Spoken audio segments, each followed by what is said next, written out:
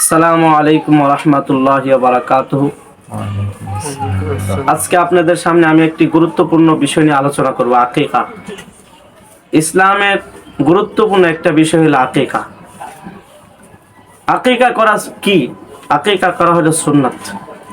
আকিকা করা কি? সুন্নাত। আকিকা করার গুরুত্ব কতটুকু একটি হাদিস দ্বারা তা স্পষ্টভাবে বোঝা যাচ্ছে।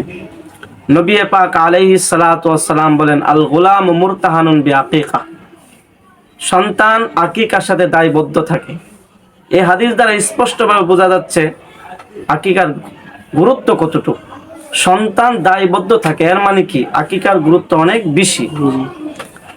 এখন প্রশ্ন হলো, হুজুর আকিকা কততম দিনে করব? আমরা আকিকা করব, অনেকে আকিকা করে দেখেন বিয়ের সাথে, বিয়ের কাজও সেরেলা আকিকাও সেরেলা একসাথে। গরুর ভাগে কোরবানি দেয় অনেকে, 7 নামের মধ্যে 3 নাম আকিকা আর 3 নাম হলো কোরবানি, এরকম দেয় কি না? দেয়। তো আকিকা 7ম দিনেই করতে হবে। আমার যতটুকু হাদিস জানা আছে, আমি 10 বছর ধরে হাদিস পড়াই এবং হাদিস অধ্যয়ন করেছি, হাদিস পড়েছি।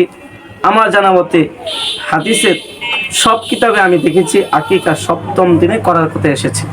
নবী পাক আলাইহিস সালাতু ওয়াস সালাম বলেছেন, ইয়াউমাস সাবিয়া, 7ম দিনে আকিকা করতে হবে। তাহলে আকিকা 7ম দিনেই করতে হবে।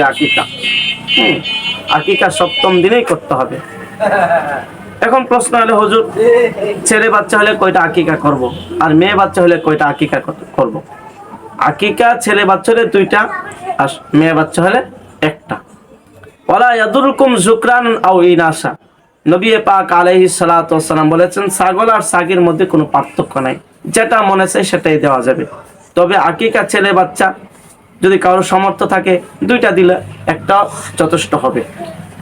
আবু দাউদ শরীফে আসছে, নবী পাক আলাইহিস সালাতু ওয়াস সালাম হাসান এবং হুসাইনের আকিকা কাবশা 1টা দুম্বা দিয়েছেন। নাসাই শরীফের riwayat আসছে কাবশাইনে 2টা দুম্বা দিয়েছেন। এই হাদিস দ্বারা স্পষ্টভাবে বোঝা যাচ্ছে আকিকা সামর্থ্য অনুযায়ী 2টা দিবেন, সামর্থ্য না থাকলে 1টা দিবেন।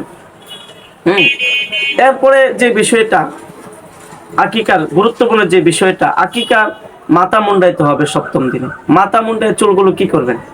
চুলগুলো ফেলে দিবেন না। হযরতে নবী পাক আলাইহিস সালাতু ওয়াস সালাম ফাতেমা রাদিয়াল্লাহু তাআলা আনহাকে বললেন, চুলগুলো মুন্ডায়া তুমি মাপ করো, ওজন দাও।